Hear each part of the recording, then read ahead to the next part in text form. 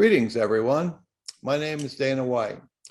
Welcome to part 2 of the Splendor Solis Myth Salon with Dr. Dyane Sherwood. We've never had a part 2. We've had a lot of part 1s, but it was really exciting, the feedback that we received following the first Myth Salon about the Splendor Solis. I was stunned by the amount of attention drawn to the video that came out of this. Within a week, we had over 200 viewings. We had 300 people registered. We have a couple hundred today. I think it really says something about the sustained magnetic pull of an alchemical document that came about at the time of the shift from the Julian calendar to the Gregorian calendar. And this was really, this was a phenomenal shift. This was something that really grabbed European culture and kind of wrested it into a completely new grip of time. 11 days just went in one weekend. It's like daylight savings time, except it was 11 days. I'm struck today again by how we are in a world of polarized thought where there are so many competing functions and attentions to specific issues. And related to the coronavirus, I would like all of our thoughts to go to my good friend and partner in this, Linn, who actually has experienced and is now going through COVID. And he maybe will elaborate and tell us a little bit about it. He's got reduced energy, which anything other than his normal exuberance would be reduced. But let's give a moment to what conditions we are faced with and are surrounded with, and then we'll get into the Splendor Solis. So if we can, let's just have a quick moment.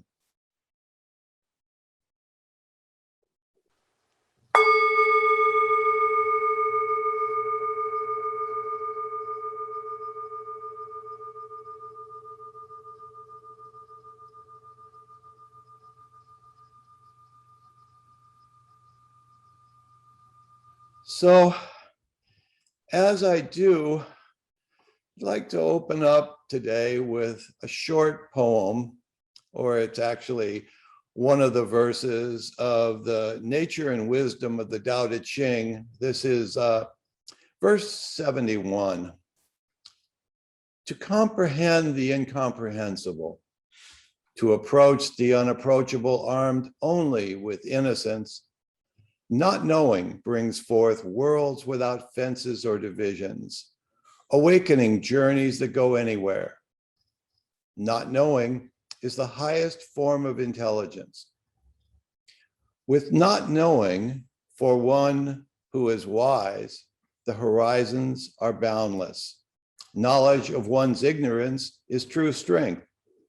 Without truly knowing one's own ignorance, no matter how much knowledge, one never becomes wise. Distance from the Tao is a kind of a disease. It comes from ingesting the fruits of knowledge and becoming part of the world. Illusions of separation and power seduce people into believing the world has no limits, that it can be exhausted. A tragic misunderstanding. For only the Tao is without limit.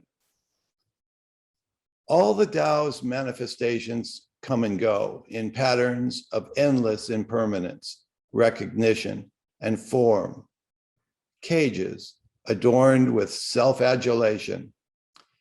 People see changes and imagine existence as a perpetually renewable resource, a commodity for use, something to own, something to serve humanity. They think in the languages of productivity and resources, that the manifestations will never run out. a tragic miscalculation, for only the Tao endures. So, welcome everyone. Let's go to Will. Will, if you would take a moment and give us an introduction, please, to who's here to serve as our panel. And then we'll turn it over to Dyane, and we'll go into part 2 of the Splendor Solis. Thank you. Thanks, Dana, and thanks for the well wishes. And if there's anything I can say from my experience about all this thing, is I can't imagine what I'd be like if I hadn't been vaccinated before I got sick. Gosh, I was really sick. I'm still, pretty tired, and can't smell, put my nose straight in the coffee beans or right over the whiskey bottle, and there's nothing. So, gosh, it's easy to feel like it's almost over and gone and all that stuff. We're all, many of us are double vaccinated, and I guess it's out of expected the unexpected as soon as I started to let it be unexpected. But thanks for the well wishes, and I'm sure I'll be fine tonight, and I'm feeling a lot better. So y'all know me. My name is Will Linn, founder of Myth House in the General Education Department at Hushing College, where I teach myth to filmmakers and performing artists. Since we have a few less of us tonight, I might give Dana's slightly longer bio. Dana is a Renaissance educator, producer, designer, athlete, environmental activist, and adventurer. Edits, designs, and produces books under the Copper Cauldron publishing imprint, which I hope you guys will check out. In 2016, he co-founded the Myth Salon, where once or twice a month, we arrange for scholars, educators, psychologists, mythologists, and more to meet in this salon setting. Dennis Patrick Slattery is Distinguished Emeritus Professor in the Mythological Studies program at Pacifica Graduate Institute. He is the author, co-author, editor, or co-editor of 30 volumes, including 7 volumes of poetry and 1 novel. His latest collection of essays is The Way of Myth, Stories, Subtle Wisdom.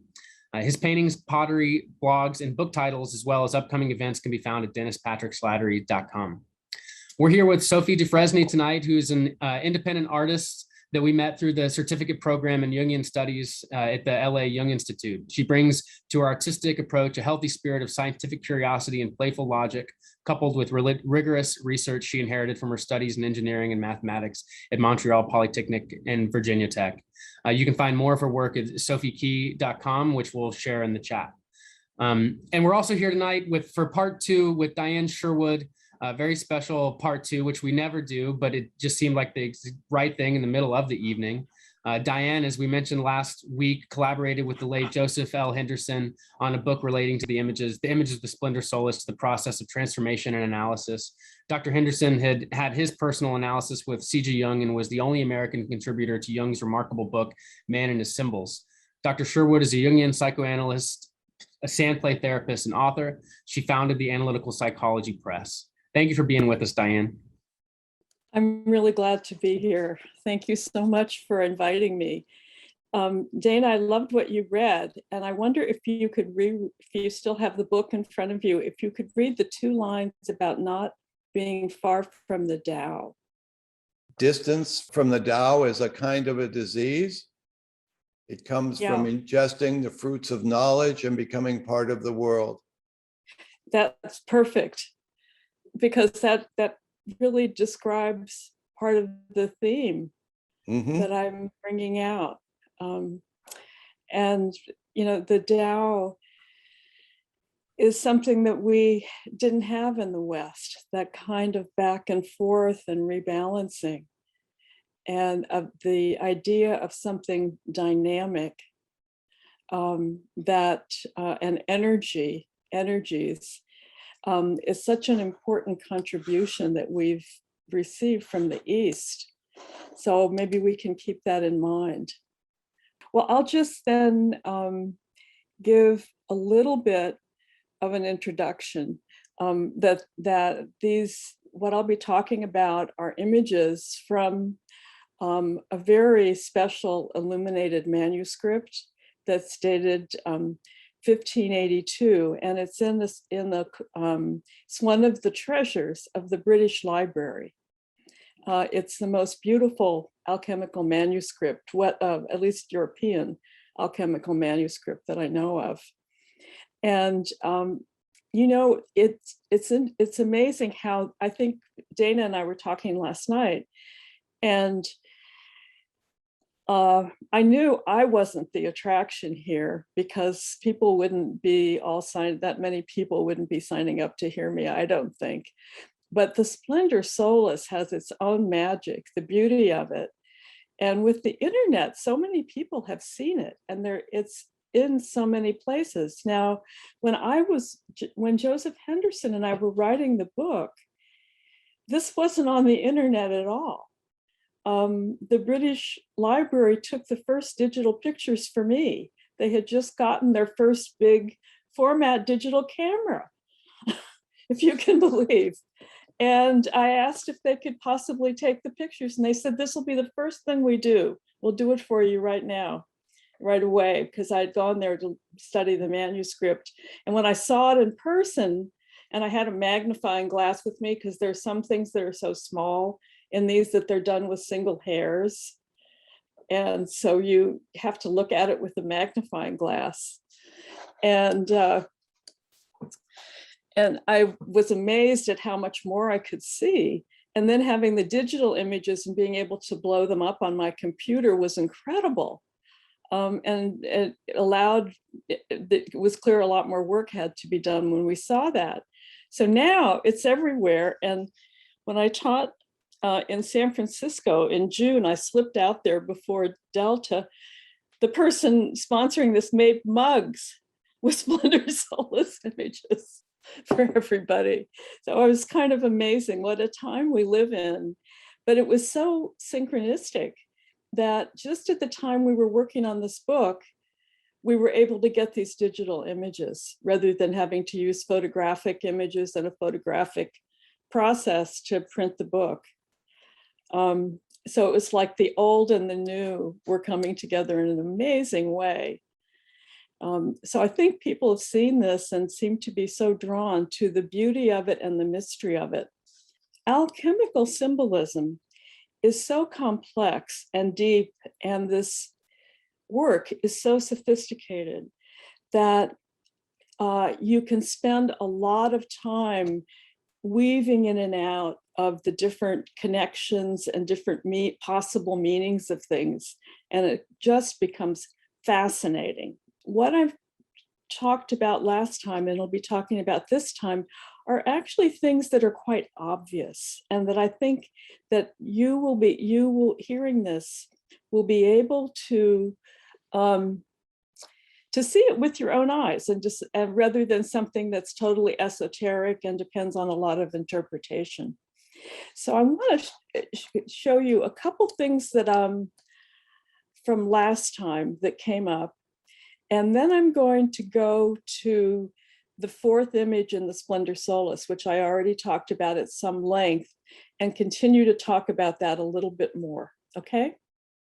This image came up, and it was mentioned that this bird was an ibis. And I just thought I'd say a little more about it, because the ibis was closely associated with alchemy. There were a lot of ibises at the temple that the Greeks called the Temple of Hermopolis in Egypt.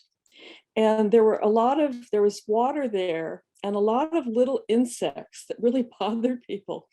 And the ibises would all be at the water, and they eat all these little insects and things that bothered them. And so they were really loved for that. And they're also very beautiful. So here's some photographs of there are many versions of ibises, but these are really quite stunning and strange birds. Sometimes people see a bird with a curved beak in an alchemical image. And I think it's important to pay attention as to whether or not you're looking at an eagle, which we might assume a fairly crudely drawn bird would be, or whether it's an ibis that's associated with alchemy. And people thought that their bodies were kind of heart-shaped if you look at them straight on. And here you see this is an outline that I made from an Egyptian frieze, copy of that. And this is a copy from the museum in Montreal that I have of an Egyptian carving of an ibis. Okay. So we were looking at this fourth painting, and as you'll recall, it's a very common alchemical theme of the meeting of the king and queen. And this, though, is unusual for its very sophisticated depiction of the facial expressions and body language of the king and queen, and certain features. You'll see on the right the more famous woodblock print of the Rosarium Philosophorum. And that you see the king is standing on the sun and the queen is standing on the moon. And that's really quite typical. In the Splendor Solis version, the king has his feet on a fiery something in the fire and looks kind of anxious. And we have the sun and a moon above. So we have the above and the below. And then these archetypal figures, these figures that represent something that's beyond a regular human being, but something that by their being a king and queen, they represent, from a Jungian point of view, perhaps the self or a larger personality.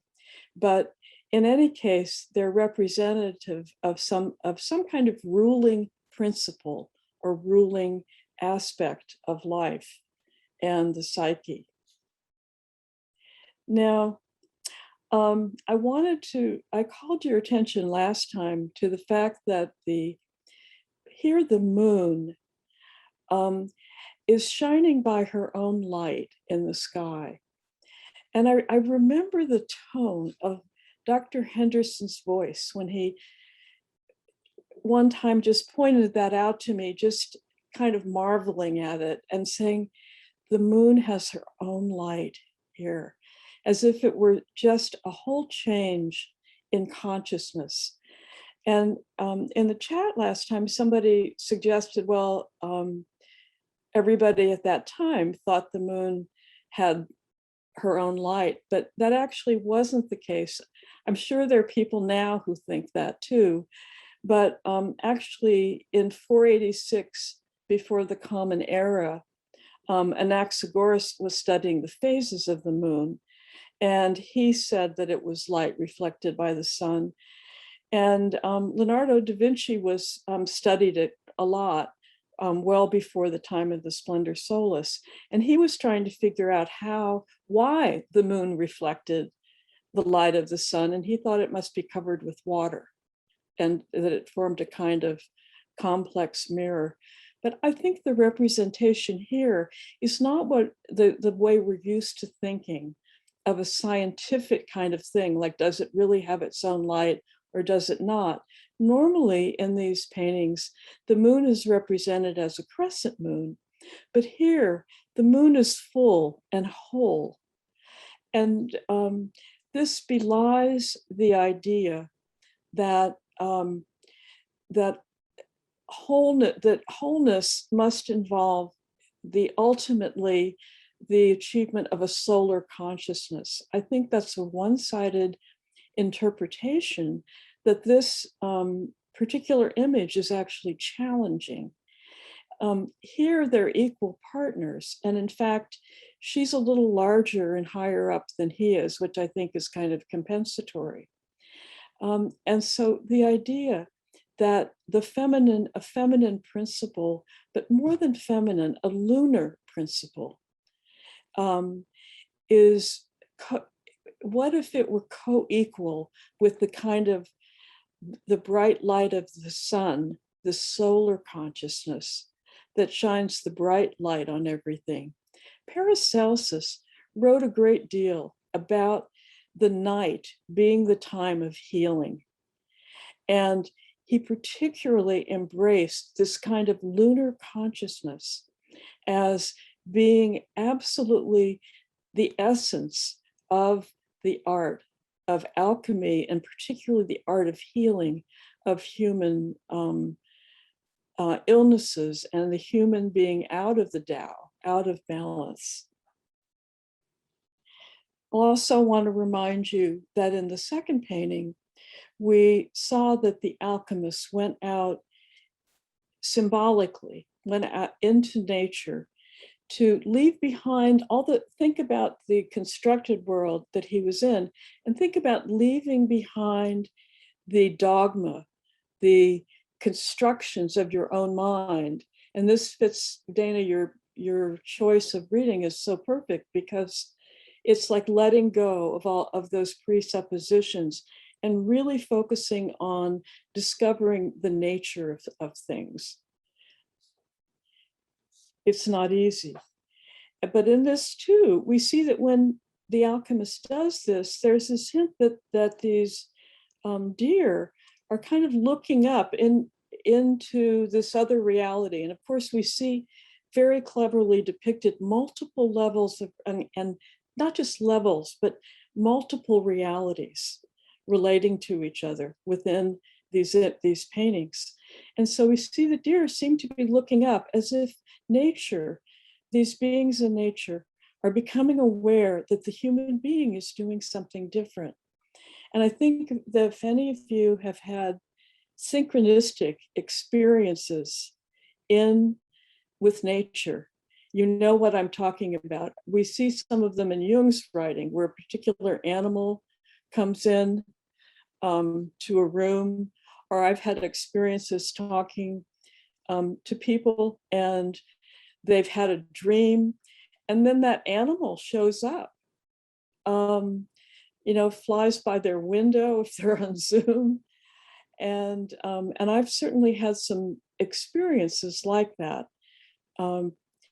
that came where animals appeared most unexpectedly, and that I'd never seen before for years in the area where I was walking. There was one time when I was doing a walk in the hills behind Stanford, and that I did practically every day when I lived there. And I was making this really life-changing, difficult decision, and a golden eagle swooped down right across my path. I'd never seen one there before. And you have to, there are different things going on and different realities going on all the time.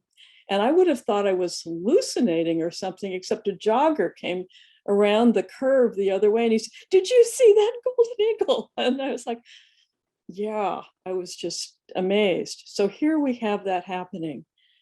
And things, if you pay attention, those things from nature may come just when you need them.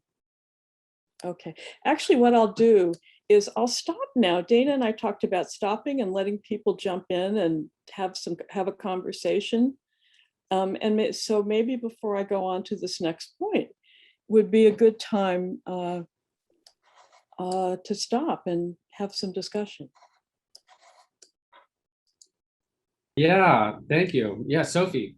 I just had a little remark regarding what they're standing on. That the king might be standing on that what represents the hot and dry, and the queen the wet and cold, because that's very important in alchemy. Yeah, people have suggested that, and I think that really makes sense. I'm going to talk more about it, but I thought I'd pause before I got into that. Well, but I like that.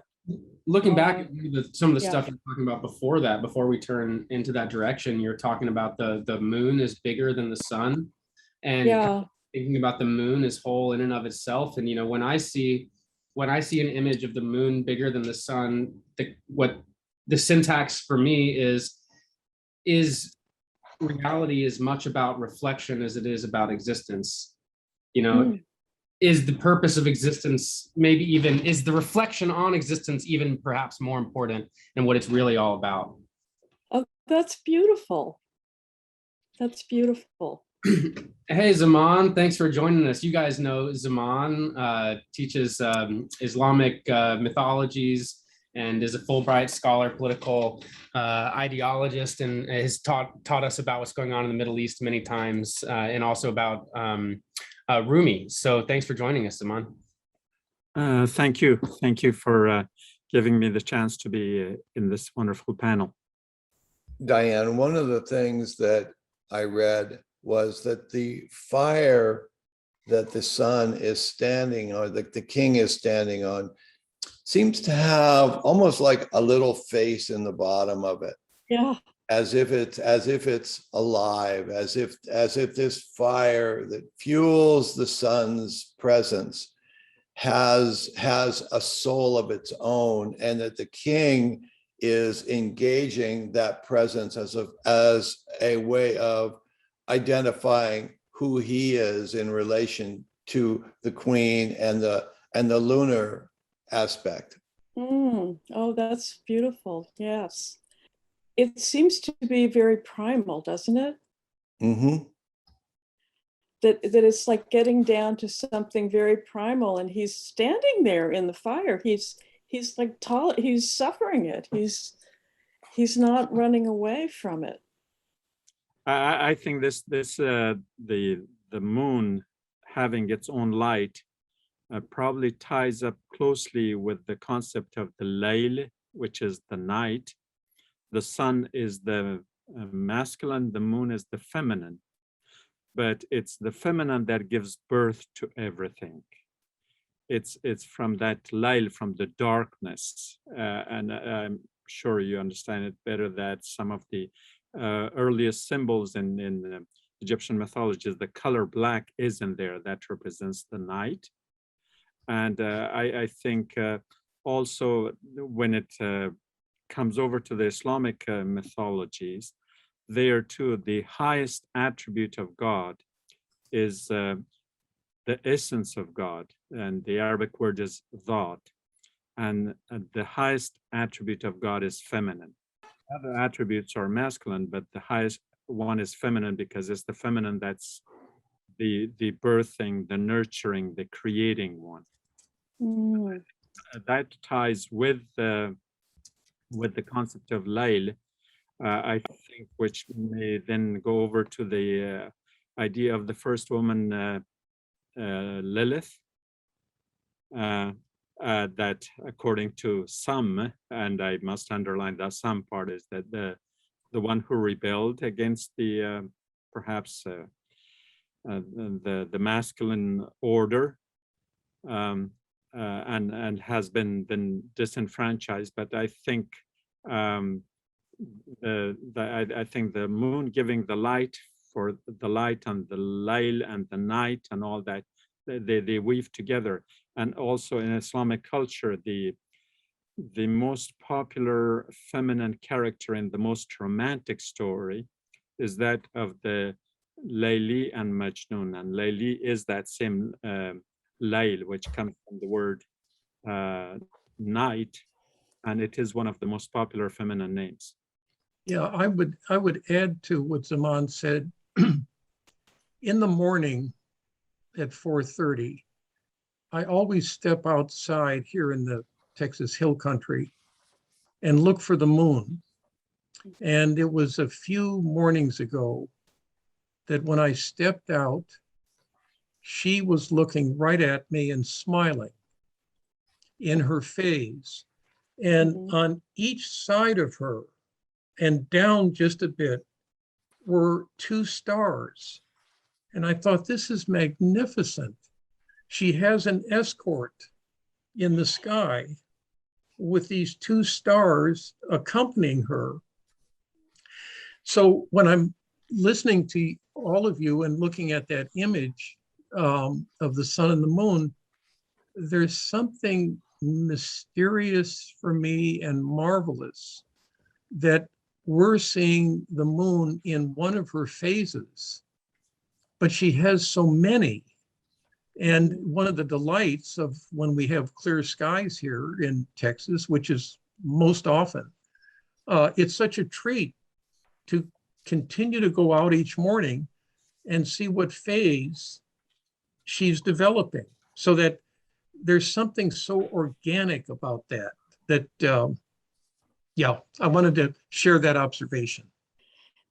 I hear the awe in that experience and the joy. It's one of those moments where one feels most fully alive. Yes. And just a final thing, even while she was in one of her lesser phases, the light was so brilliant, I could have walked up and down the street just with the sunlight. I beg your pardon, just with the moonlight.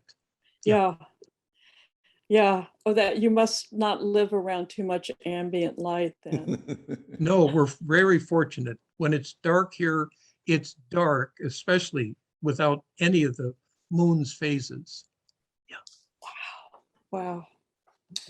When I was working with the Splendor Solis for your now second talk, I came across the Avicenna's in the Splendor Solis by Trismosan, that it has Avicenna's 7 rules for the Philosopher's Stone. And it seems to me that if we were really looking at it in context, that there would have been a real relationship between European alchemy and Islamic alchemy, that this would have made its way. We know that, for example, Aristotle's writings were preserved having gone into the Middle East, and then they came up through Spain. And we owe a deep debt of gratitude to the Muslim culture, to the Islamic world for it. Very possibly, we really owe a deep debt of gratitude to them for how it influenced our understanding of alchemy. I think the word chemia or alchemia, which eventually became alchemy and the chemistry and all that, I think that is the connecting point there, because the idea is that there is a set of belief that the word Kim was probably part of the root of the name for Egypt. That when in many of these stories, that biblical and Quranic stories, the reason that Joseph and Moses and almost everyone tries to go to Egypt, it's aside from all the other interesting points that there are in those narratives, one of the ideas that they have to cleanse themselves. Like the very name Moses is from the water, and the water is the key element in that process of purification and cleansing. And so when you look at it more symbolically, aside from the scriptural significance of them, is that these people were going to chemistry, to Egypt, to purify themselves, to cleanse themselves, to elevate themselves to a higher level. And the idea was that most of us are probably iron or copper, and in order for that to become gold, you have to go through the process. And I think that would be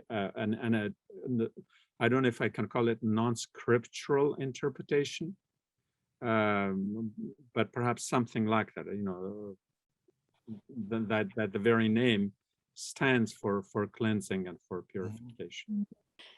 Yeah, I think really European alchemy is derived from Islamic alchemy, but and in the kind of apocryphal biography of the so-called author of the Splendor Solis, he talks about working in a laboratory of a nobleman in Venice. And a lot of manuscripts, there was a lot of trade between Constantinople and Venice. And a lot of materials came through that way, as well as through Sicily. But the Europeans were so far behind the Islamic world, which was very sophisticated and far more advanced than Europe was at the time of contact. And a lot of things that Europe got an enormous amount of things from the Islamic world. But because of the religious persecution from the Catholic Church, there wasn't, I think it hasn't been acknowledged adequately. There's a way of, it's easy to forget the tremendous contributions to civilization that a culture has made if you kind of decide they're other and don't appreciate them. So, and I'll bring that up in a minute. So maybe I'll go on now, unless somebody. Yeah, Dyane, I wonder if I can just introduce Boris, Yeah. who's back with us. Hey, Boris. Boris Matthews, PhD, LCSW, graduated from the C.G. Jung Institute of Chicago and maintains a practice of analytical psychology in Milwaukee and Madison, Wisconsin. He serves as the director of training of the Analyst Training Program and regularly teaches classes for analytic candidates and conducts study groups in Madison as well as by video conference. Thanks for being with us, Boris. Glad to be here. I apologize for getting here late, folks. Yeah, Dyane, please take us back into the burning feet. Let's go back and see what they're standing on. Look a little more with that. Okay. One thing that came up, I was thinking about with Zaman here is I had a dream some years ago where out of absolutely nowhere, I had a dream with the quote, Brothers of Basra, and I didn't know what Basra was. I wrote to Zaman, I'm like, what's going on in Basra?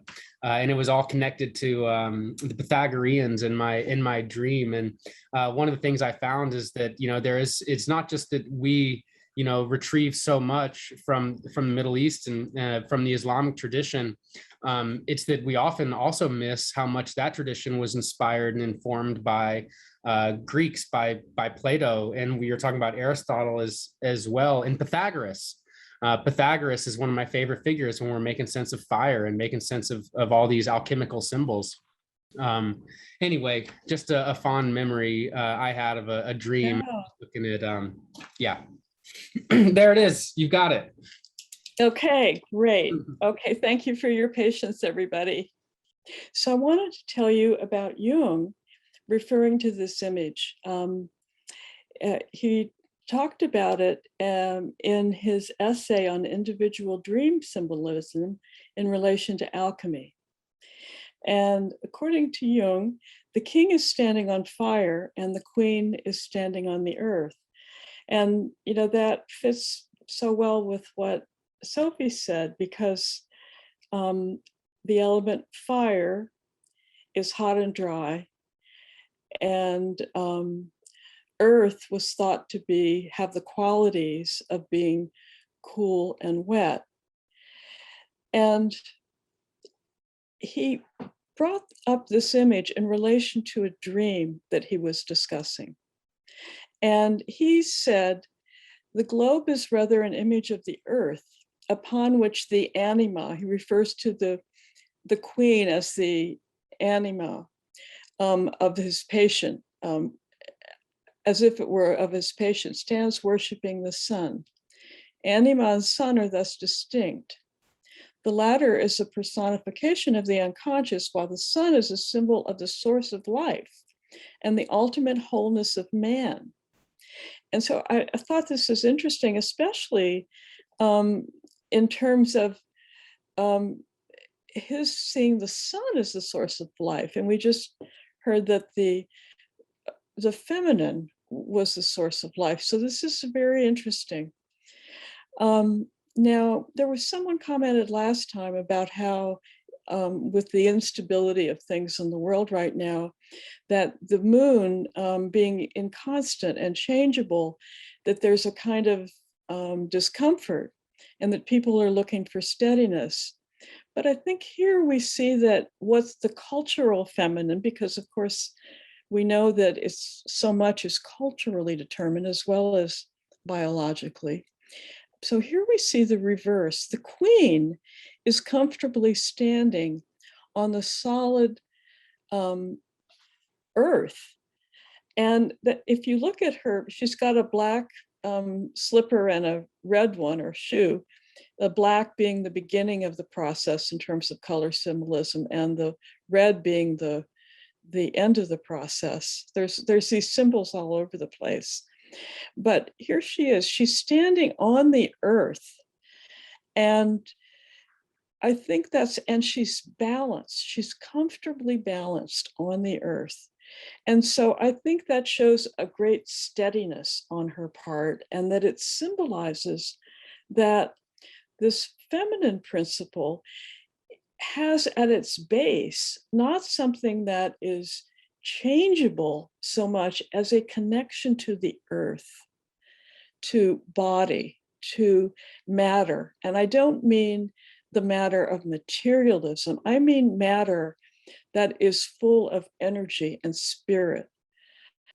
We might find this easier to understand if we just keep reminding ourselves that in Jungian theory, the king and queen represents opposites that are not ego identified. So we don't when we're looking at the king and queen, we're not really talking so much about men and women as we're talking about the feminine and masculine in men and the feminine and masculine in women. And it's very hard for us to tease those apart for very long, but we might try to keep that in mind. And part of this is that it's because the king and queen are symbolizing something that is not, shouldn't be part of our ego identity. It's something about a larger personality, the larger self that transcends the ego. I think I already talked to you about how the king and queen meeting in nature means that they cannot rely on their formal habitual ways of acting, on their personas. And then we can ask, might their genuine natures or emotions emerge? Here we might think of the process and analysis by which the identification with an archetype or a persona gives way to becoming more human and uniquely individual. Last time I showed you this, I talked a little bit about how much the alchemy depended on Islamic sources, and how much I see some of the Islamic contributions as being much more differentiated, subtle, and truly related. And this is a 15th century illustration of Zosimos and Theosebia. And they're conversing, they're working together and trying to understand things. And they look so much more comfortable and engaged than that king and queen that we saw last time. And I also showed you this picture that I think is just so beautiful. And I think you can see that there's writing. It's in Persian. And so because I had this second time and a little more time, I wanted to tell you about the poem that goes with it that I think captures some of the mystery, because it's symbolic poetry and is written. It's by a very famous poet, Nizami, from the 12th century. It was one of those geniuses who brings together, his mother was Kurdish, and he brought together and refined and developed Persian literature at that time. And we have an analyst. I was in San Francisco till relatively recently, and Stephen Dariush Nouriani is of Iranian descent and was born in Iran, and speaks, among other languages, has quite a few, speaks and reads Persian. And so I asked him if he could translate what was on this page for me. And here's the translation he made, so you can see the mystery of things. The lady, wise and enlightened in the ways of the work, appeared as she answered our deepest longing. It was the most beautiful scene of water and colors. As she was seated in a majestic tower, built and decorated with minuscule stones, she emerged as a beautiful bride, as though the full moon had just appeared on a dark black night. Now that seems to be referring to what was just said about the dark, the black, and then the moon, the light of the moon. She blossomed like the narcissus, mesmerizing, full of essence and fragrance. Her pure love emanated from the brilliant white light of her jet black hair. So there's that echo of the moon at night. Her long black locks draped on each side, sacred as a cross, glinting as though the moon were caught by her hands. And she speaks to them and she says, to those who gaze at my hair or even fix themselves on my eyebrows, she says, I am most visible when I am hidden. You can sense the wisdom in my devotion. You cannot judge or determine my nature, as your tongue will trick you the moment you try to speak of me. Okay, I'm going to stop again before I go on to just review what was on those bas-reliefs, which I'll do quickly, and see if anybody wants to jump in or whether I should go on. Well, I think a lot about some other images of women standing on moons, right? We always see Mary standing on a crescent moon, or often. And we also often see Isis with the horns and the baby in her arms, or we see Inanna, the little crescent moon above Inanna's head when she's at the bottom of the underworld. And I think that little crescent being associated with the feminine, the matter of energy and spirit, not just dead matter, you know? So that idea that like there's this kind of wellspring of energy in the feminine that comes out of the smallest crescent of moon, that moment when it's all out, it's all dark, but from which the first crescent will come and it will just keep growing from the darkness. But it all grows out of that darkness. And anyway, I just wanted to amplify a couple other images to make me think similar things with Inanna and Isis and Mary. And it echoes back to Dennis's experience of it. I'm quite impressed with the poem itself, especially toward the end. And I'd have to hear it or read it again. But it seems to, she seems to imply that you, the viewer, or you who seek me, can find me most fully when you cannot use your physical eyes. You cannot use the senses that are so bound to daylight. You have to find your way, if it will, as it were, intuitively. It's a bad word, intuitive, but it's factoring out the visible senses. I'm reminded of Tagore's little drama, The King of the Dark Chamber, if you know that.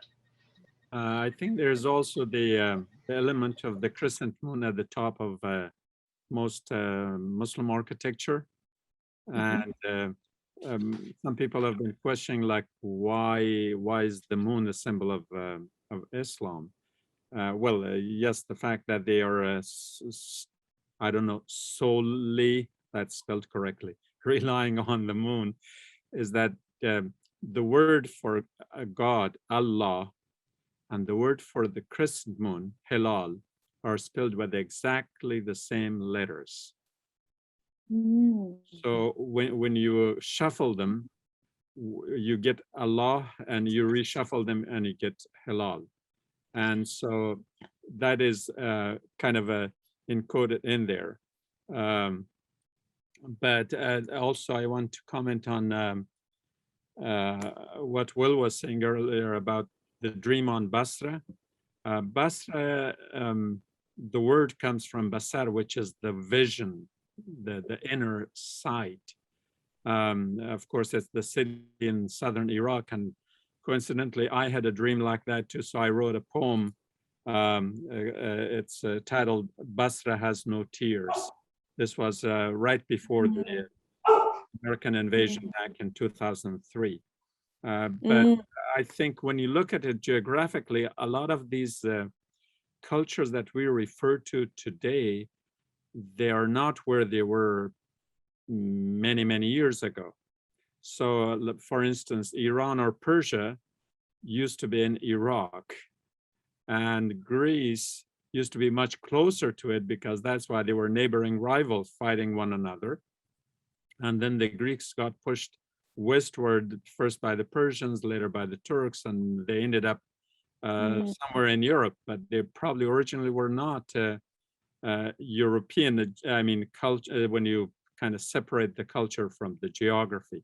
So if you place them where they were, then they would have been much closer to Egypt in terms of that other connection with the alchemical. I've continued with my attempts at active imagination with all 22 of these, and I've just gone back through them and back through them. And I want to just share with all of you just a few things that have come up, and they're not out of me. They're out of some relationship that I'm trying to cultivate with these images. So here's a few. As I gaze on each of the paintings, they ask of me, which is your way of being with us? What do you seek when you visit each of us?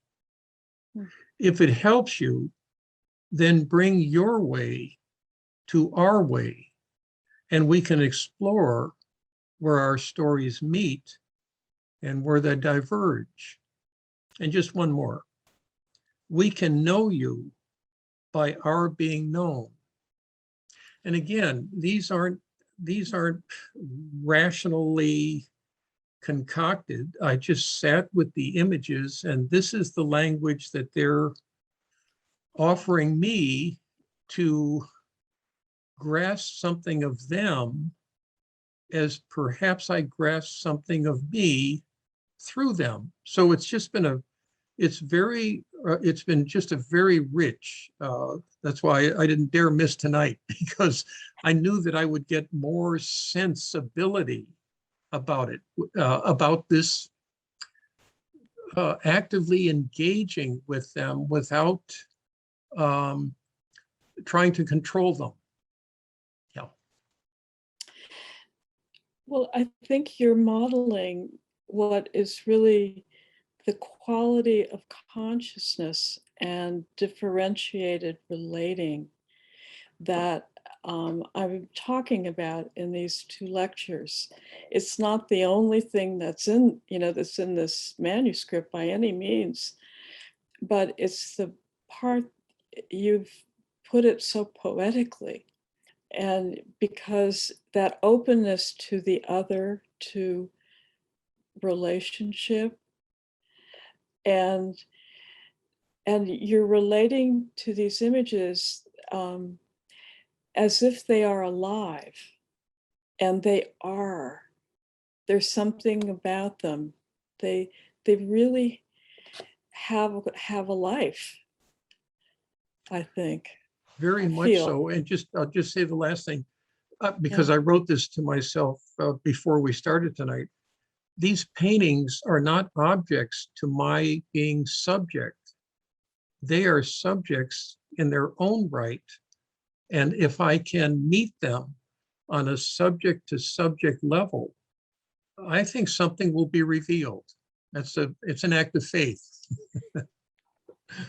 You're a real mystic. It's wonderful. I think things are already being revealed. Well, I just want to connect what you're saying to that, and maybe it's in the air and obvious to the poem. It was already being read, where she's known best, where she's not seen, where it's not being objectified, where you're not looking for something to see out there, And I think about that crescent moon at the top. And there's another story I think about a lot, where we have in the poem, it's the woman with the shining hair atop the tower, the white shining hair atop the tower. Well, there's a woman named Satanaya, and she's from the Caucasus Mountains, and she is at the top of a tower, and she shines, and she has a little, either holds her pinky out the window or holds her crescent crooked elbow out the window, and then her husband, Warzameg, is crossing the abyss, which is the abyss that the dark moon goes over and then goes out on, right?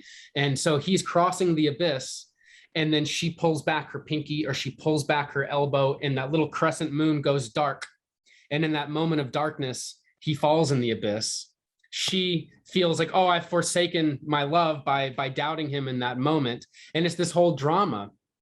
But I think the drama, I've been trying to make sense of that drama, and I'm making a lot more sense of it now, where I feel like, the wisdom of that drama is, Warzameg has to learn how to see her, or how to see without relying on the externalization, the light on the outside.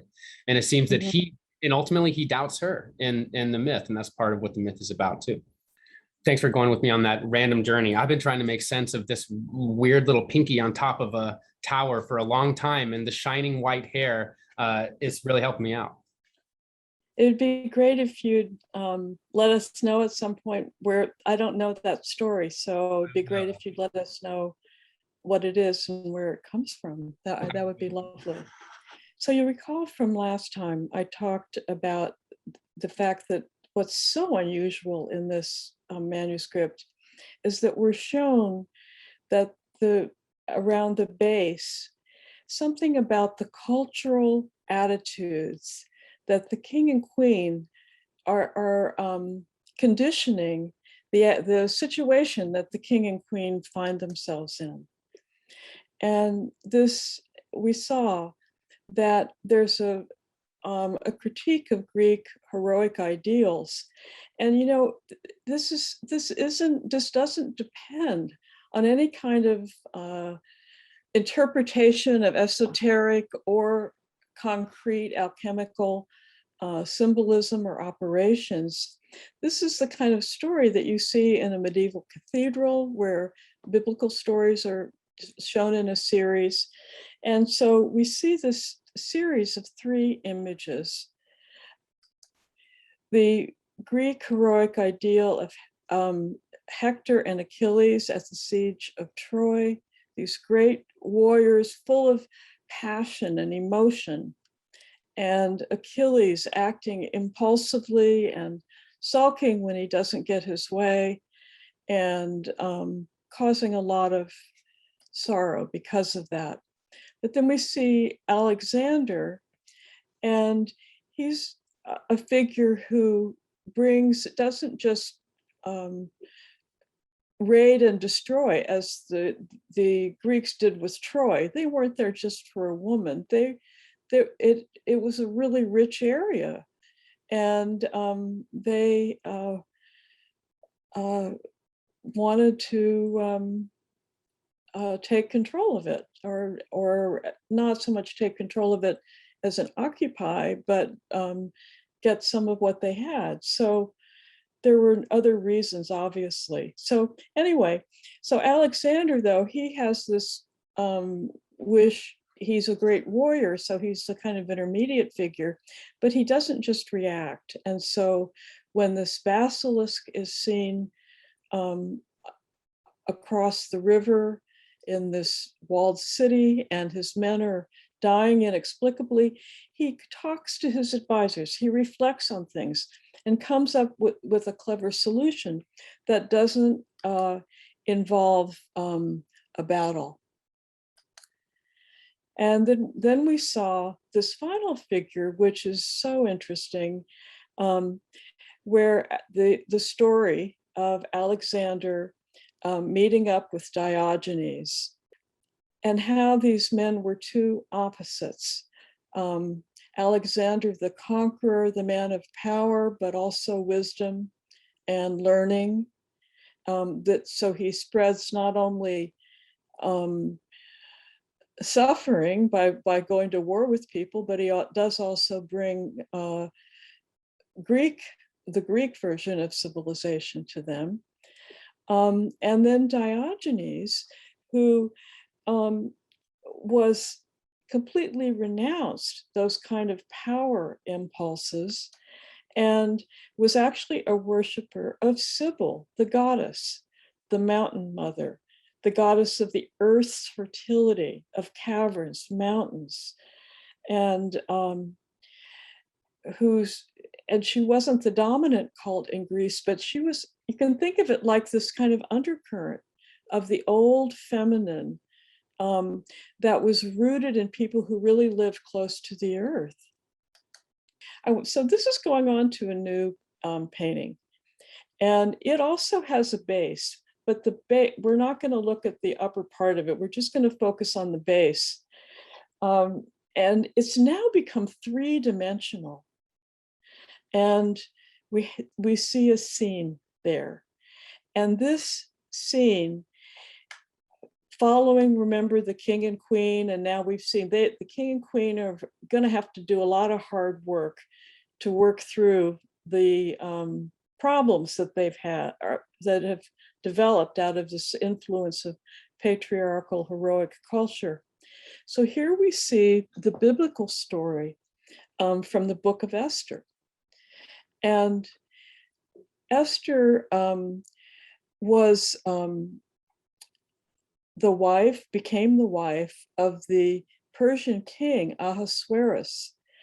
And in the story, his queen Vashti refused to obey him. He wanted her to come out to greet people and for them, some people, important people who were visiting him, and she refuses and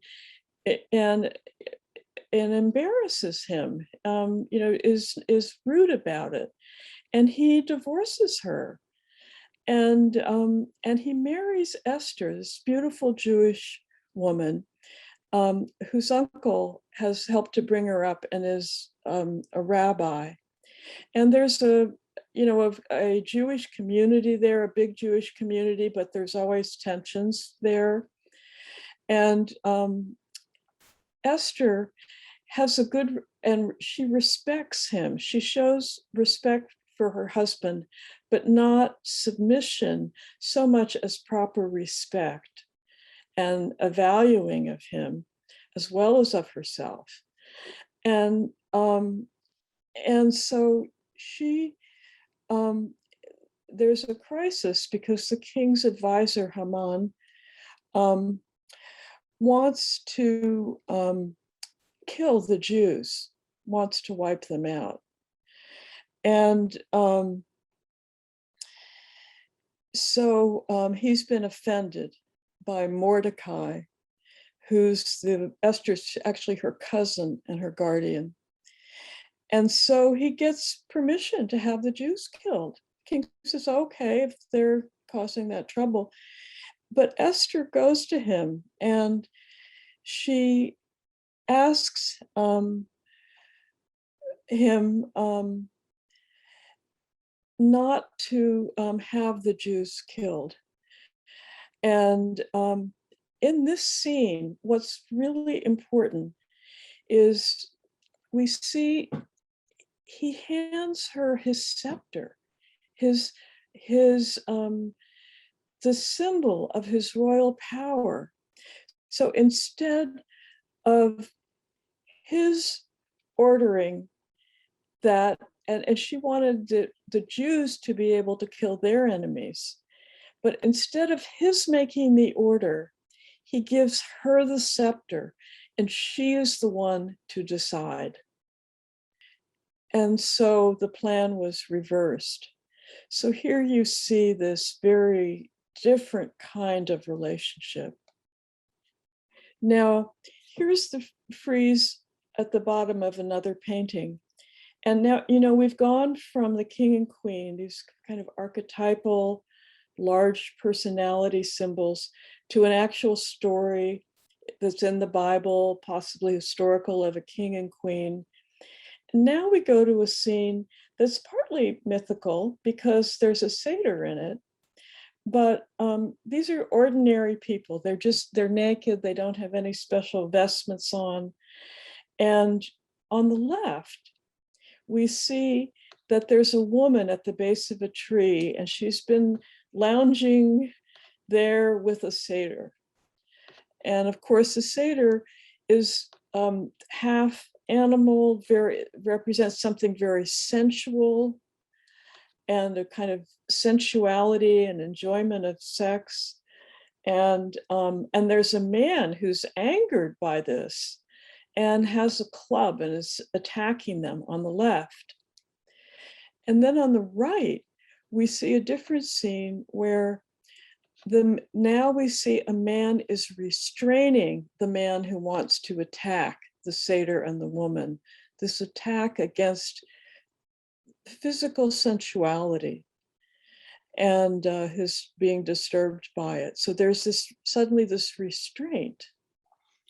In the Middle Ages, how the body was really thought to be not of value, and spirit was everything. Women were and still are in most of the world, maybe everywhere, subject to men. But particularly this kind of loathing of feminine and of feminine bodies. You know, Santa Clara became anorectic and couldn't get out of bed, trying to be holy. Here's the base of another scene. And here we see women comfortably naked, adorning themselves, sharing perfumes, bathing, how comfortable they are with their bodies. And I'm not going to show you the larger scene, but in the larger scene, they're men kind of looking at them.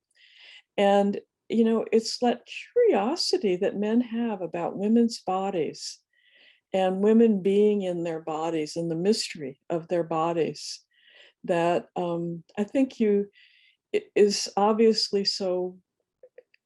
It must just be a universal characteristic of our species. But here we see the women not like the saints of the Middle Ages, but women who are very comfortable with themselves. Now, moving along, and this is part of another image in the series. And I wanted to just focus on this one part, because it shows a tree with golden roots. And the crown is now at the base of the tree. And Jung wrote, the secret is hidden not in the top, but in the roots of the tree. The roots extend into the inorganic realm, into the mineral kingdom. Think of alchemy here. In psychological terms, this would mean that the self has its roots in the body, indeed, in the body's chemical elements.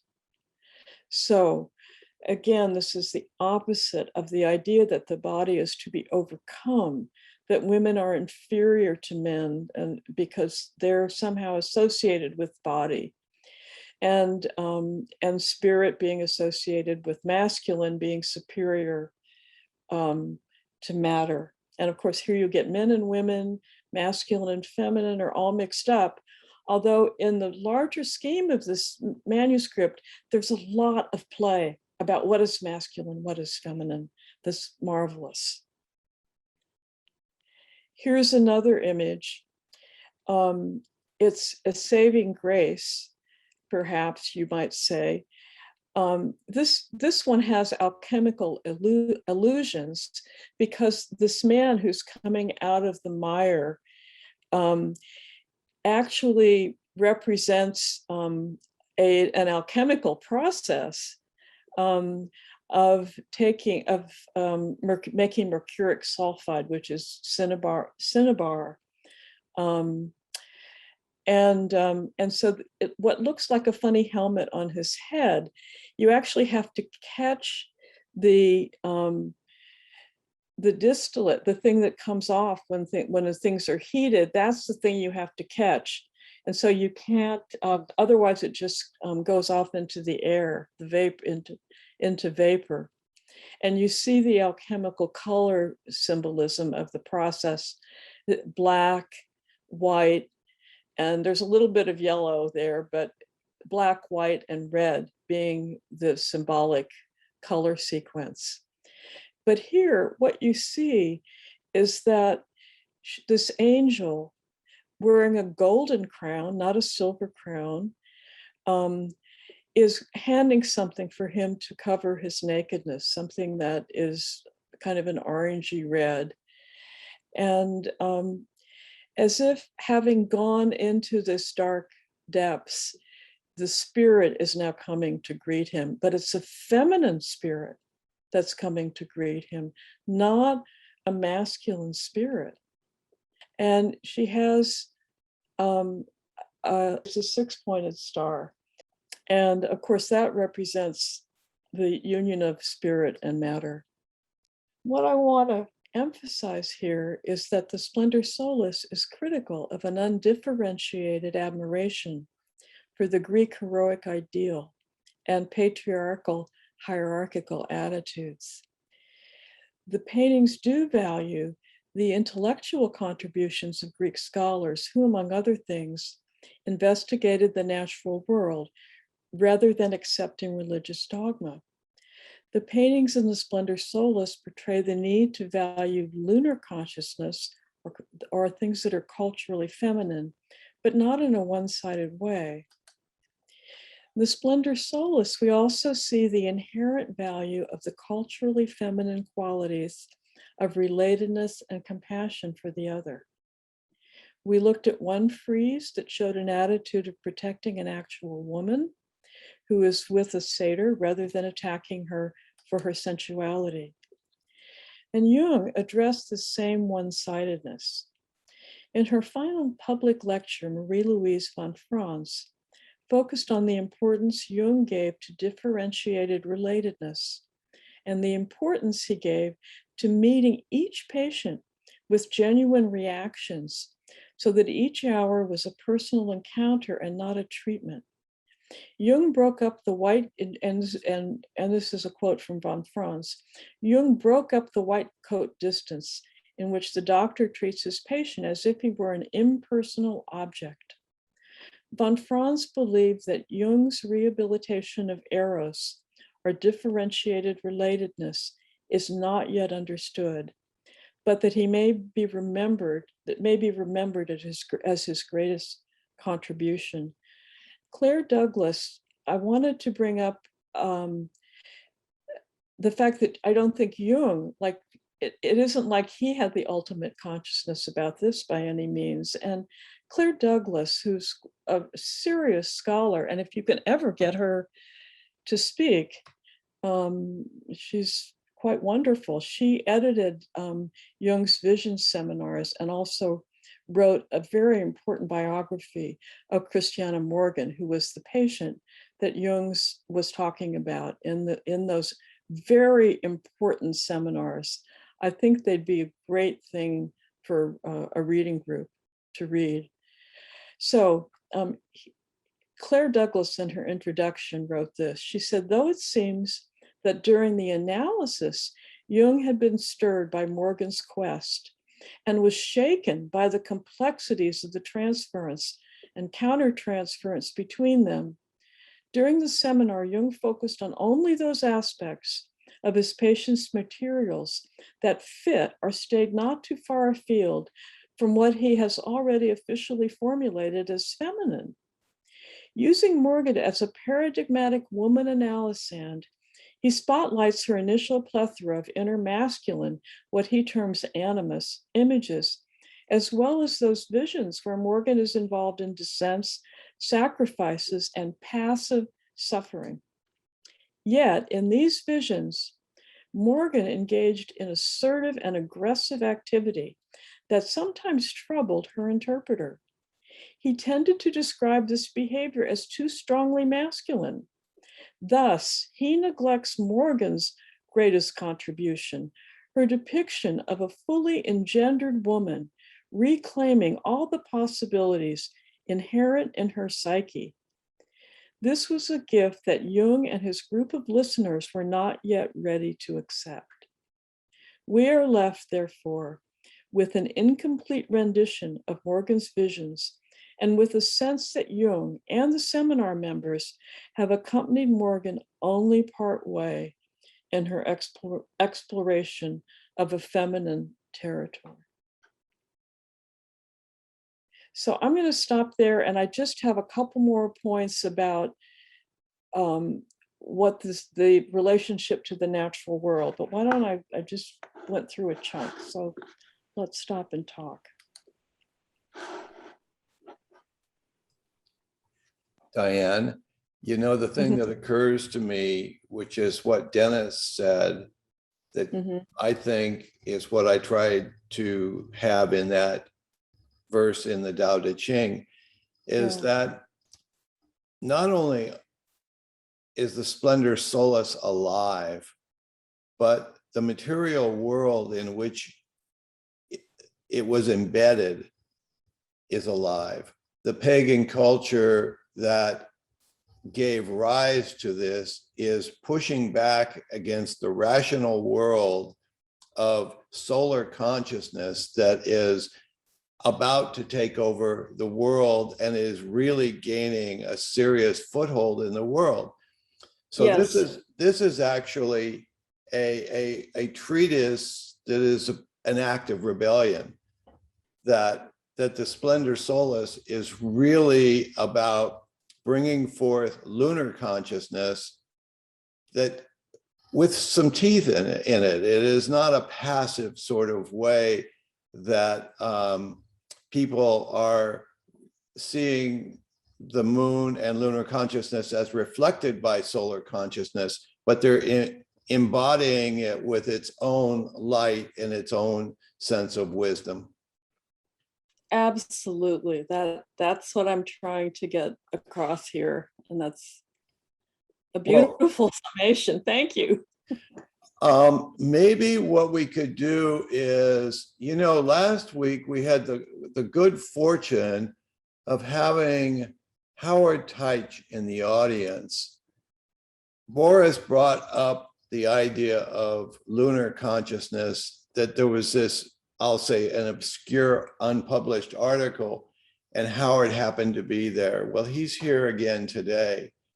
And perhaps we could invite Howard to say something about the lunar masculine, because that's an unusual contextual combination that many of us really don't have a full grasp of what lunar masculine actually means and how that relates to what we're talking about.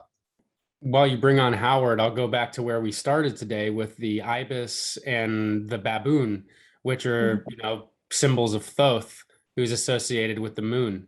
So there's a, you know, Thoth is one of the great symbols of lunar masculinity, and of course is associated with alchemy, you know, as a central figure in alchemy.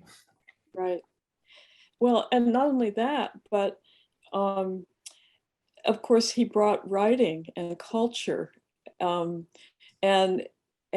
the idea of going between worlds. And, you know, we are so bound to the world of things that, experiments that can be replicated, the world of, you know, show me, and yet the world of the rational world is constructed, and things that are we can construct a world that gets in the way of our actually experiencing the world and being in the world.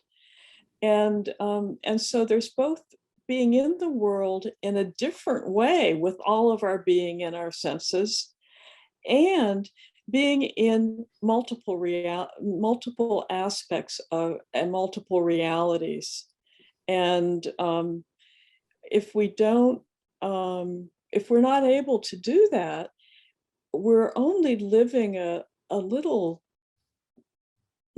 bit of what it means to be alive. Hey, Howard. Howard. Hey. This is so unusual of a crossroads at so many parts of my life. And the parallel universe that I learned about the lunar masculine was in Mysterium Conjunctionis. And the irony of at the latter part of Henderson's life, I actually wanted to share this twin hero story that I had come across from Campbell and him, where the two came to their father. And I had begun to realize that the hidden piece was the lunar masculine in their story, Childborn of the Water. And then in Mysterium Conjunctionis, you had those 4 pictures of men, two joining in 2 bodies. And they were very, I couldn't figure out what that meant. And then I noticed that the pictures actually were in color, of course, and the comments were there. So I did something really unusual for me. I colored them in. And I saw that they ended up, I think it was called The Hidden to Be Revealed of alchemy was the lunar masculine. They were standing on 2 blue feet. And by that time, I had understood that blue and the Navajos and many indigenous cultures, that was the lunar masculine.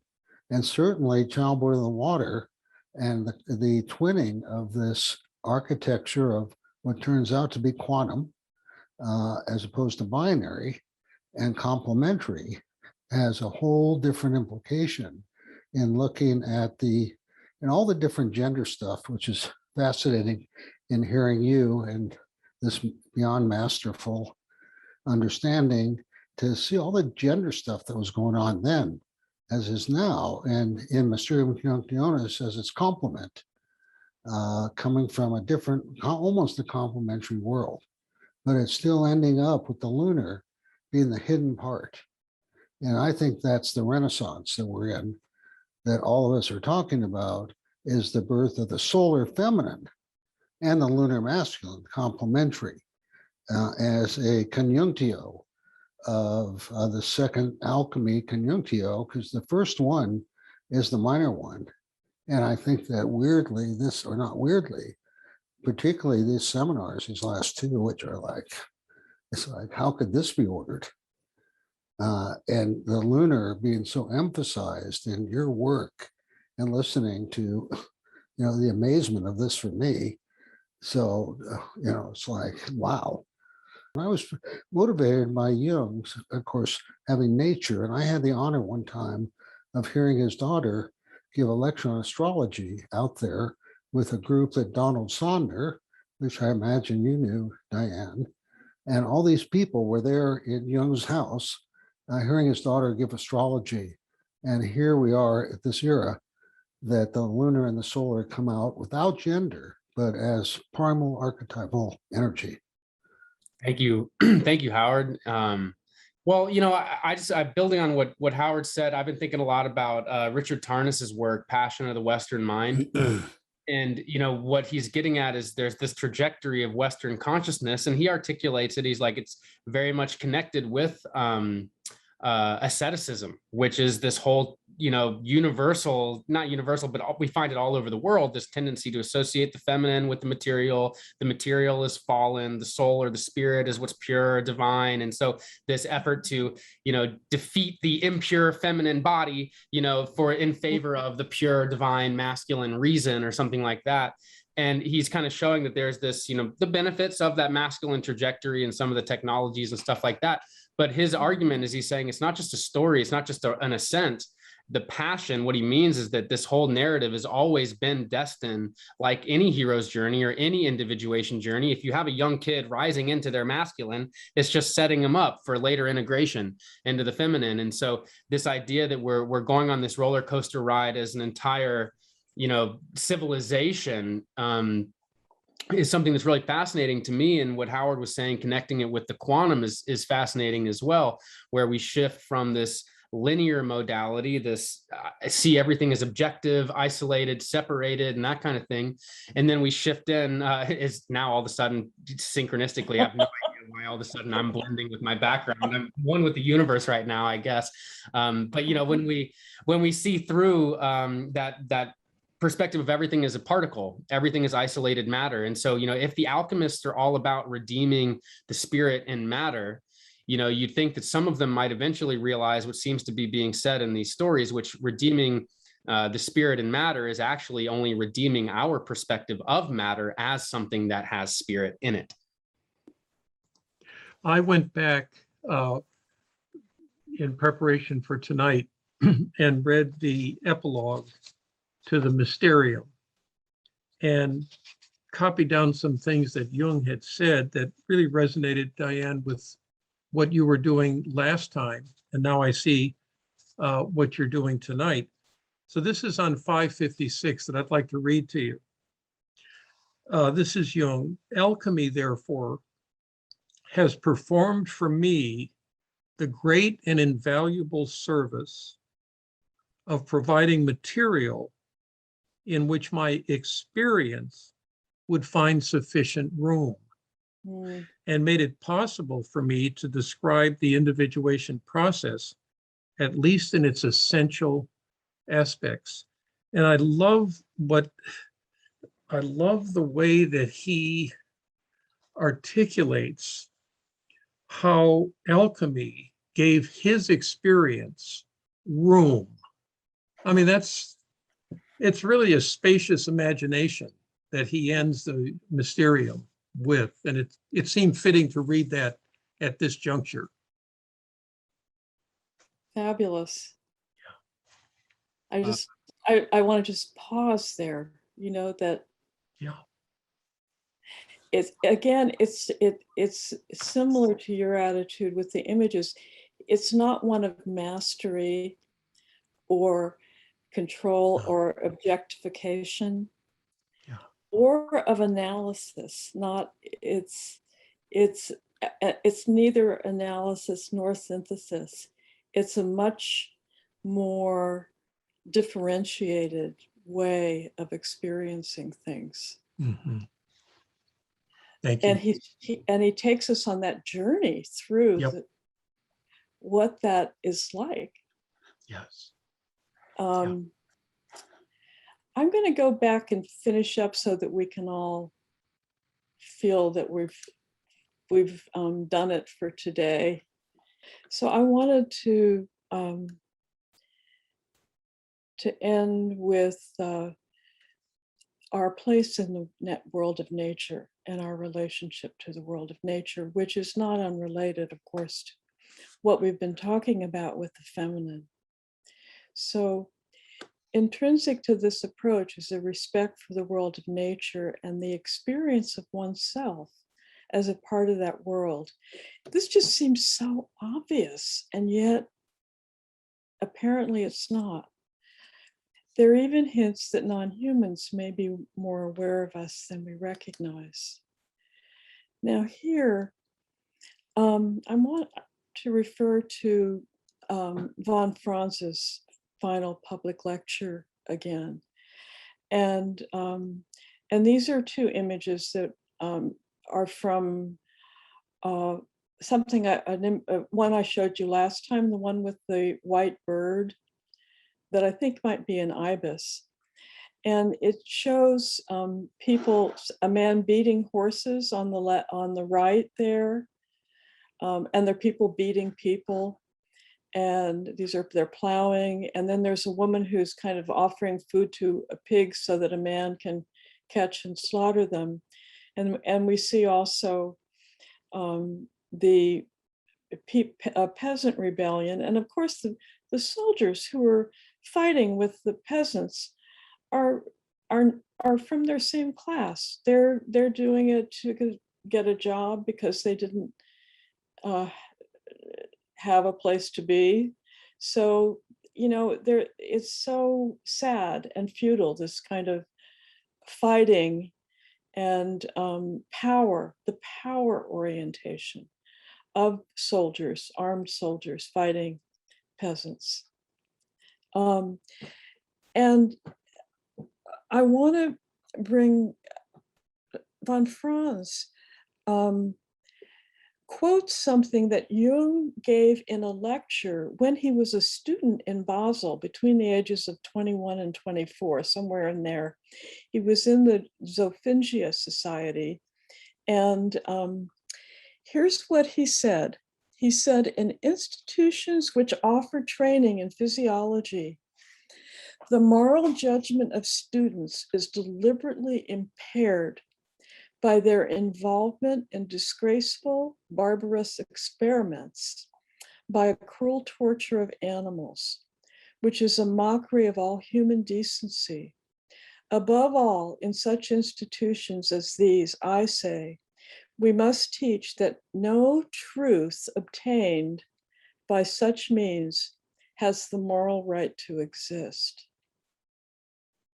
When I think about the waterboarding that happened and the cruel way that people treat animals, which is what von Franz was writing about, was the objectification in her final lecture to do with the objectification of the natural world and the objectification of animals and of human beings, and how absolutely harmful that is. And I think I don't have to convince those of you in our audience. This statement that Jung made, he had attacked materialism with its view of the world as concrete and observable, and with a devaluing of relatedness and a devaluing of the unconscious and the importance of it. Now, I want to show you that in the planet series of 7 planets, where there is a vessel in the middle and a planet god above and the earthly activities below, the final one is that they put the moon as the final one in the Splendor Solis. So the moon is the ruler now up above. And we see in the vessel now a human being, a young king with the trappings of his authority, but he's standing on the moon. The moon is above, and there's a mandorla around him, which doesn't represent the sun, but it's usually associated with light around a female saint. And in the activities below, we see a cooperation between people and animals. There's a dog sitting next to a man who's hunting. There's some hawks that are on someone else's arm. The stream of life is flowing. People are working in the fields, and they're working cooperatively, both with other human beings and with nature. And there are birds around. They're not afraid. The birds are around the swans and the ducks and the geese. So this is now our final scene. And this is a rather androgynous looking king, in fact. You know, he's not a Greek hero type. And he's looking out very clearly and alertly to the world. So I think the point here is that I wanted to fold into this is the idea that that you've already so beautifully, I didn't really need to give the rest of the lecture. I think it comes out in the discussion, because I think Dennis, looking at these pictures and talking about subject to subject, when we objectify, we injure ourselves and we injure others. Objectification is not the same thing as wisdom. It's not the same thing as perspective. And it is so overvalued, and it allows people to act out of power, a power principle rather than relatedness. And it is harmful to patients when they're objectified, if you're a therapist, but it's harmful to each other if we're objectifying each other. So that's all I have to say. Thank you. I finished. Thank you so much. Dyane, this was absolutely beautiful. You bring life out of something that, as we look at it purely rationally, as we inhibit our ability to feel what is alive in the illustrations, in the paintings, and in the corresponding texts, you animate it. And to me, that's the gift of moving through awareness, through knowledge, and sitting at the foot of wisdom.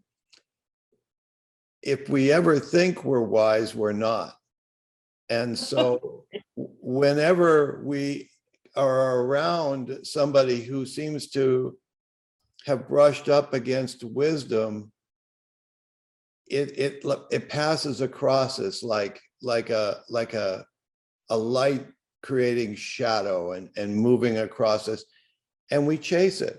And to me, this has just been a beautiful, I'm so appreciative that there was this response the second time around to bring completion to something that seemed a little incomplete, but if we had only had one time, the first time, it would have been fine. You were brilliant then, you're brilliant now. And yeah, I just throw it back and let's have some parting shots from Will and Dennis and Sophie. I just tell you one little thing. Absolutely. When you talk about brushing up against wisdom, I can't help but think of Joseph Henderson. Mm-hmm. And this remarkable man. And the first time I met him, he came to a seminar that I was attending, a small seminar that I'd attended for a year. And I happened to be standing next to him. And here I was sort of like nervous and in awe of him. I'm so embarrassed to tell this story. And I looked at him and something made me blurt this out. I said, "What was the most important thing you've ever learned?" or something like that. And he just looked at me and he said, he knew exactly. He said that wisdom comes from the earth. And then the traffic light changed and we both walked on. Wow. You know, I wouldn't normally do this. In fact, I've never done it at another Myth Salon, but there's a second half to verse 71 of the Tao Te Ching. And I didn't read it because of brevity at the very beginning, but I thought I would take a moment and just read a few of the lines. Distance from the Tao engenders the disease that only oneness with the Tao can cure. Why pursue pieces when everything is one? The sage knows that to cure partiality, become impartial. Collapse distance from the Tao by revealing distance and its disease for what they are. Fictions, manifesting as illusions of separation that are incapable of interrupting the unity of the Tao. The mind breaks wholeness into parts. Identities result from attempts to individualize, creating edges and forming boundaries. Identities are constructions, fabrications, the carriers of the disease. The mind imagines identities to be real. In the end, to recapture oneness and heal divisions, the disease must be unlearned. In reality, there are no separations. All paths emanate from the Tao. There is only oneness. All else is fantasy. To understand the disease that comes from pursuing distance from the Tao, unlearn the disease. Awaken wholeness and healing through innocence and the Tao. So here we are. Now, Dyane, you and I talked about you were scheduled for a third appearance with us, and you and I talked about possibly amending that. And in front of everybody, I'm gonna rescind that. And here's the reason. There are about 60 people already expecting to have another afternoon with you. And given that we have a couple weeks more to do this, your passion really was to come here and talk about weaving. And I plead guilty that I took you away from weaving and dropped you like a hot rock into the Splendor Solis. Thank you. You got me right back in it. Yeah. You have provided me and the Myth Salon community with an immense piece of generosity and graciousness. I have told people that I have wanted to have a presentation on the Splendor Solis. And actually, I probably should give a debt of gratitude to Ron Schenk, who did this dance thing on the Splendor Solis. And I reached out to you and was able to, form an introduction and get you to come to that. So I guess what I'm saying is that if you're still willing, I would love to have you back in 2 weeks. Maybe you would just talk just a little bit about what you're going to talk about with arachne and weaving and the web and what this is about. Okay, this is actually a perfect extension of what we've come up to, because what I'll be talking about is this story of Athena and Arachne and their famous weaving contests, but bringing in the story behind the myth. It's like an in situ. It's like a story of this patriarchal situation where the indigenous feminine is devalued, represented by Arachne. And I'm going to turn it around, going to talk about it, the history of it, the myth, but I'm going to turn it around. And I imagined the story from her point of view. I think it sounds fabulous. And I thought it sounded fabulous. I just had my own agenda, and I apologize for that. But,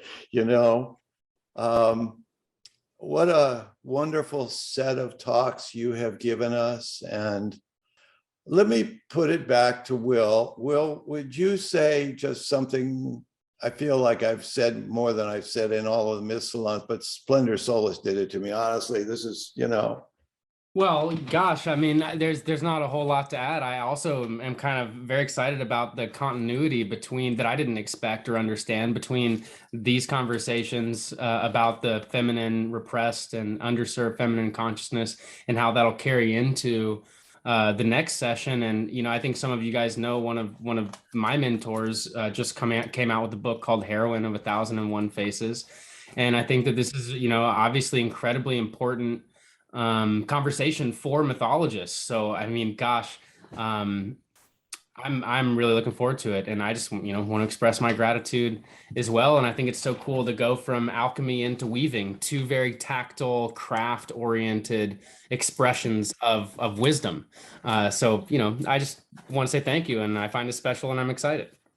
Well, Dyane, thank you again so much. Thank you all for being here. Yeah. I want to take us out, as I do, with just a moment of silence.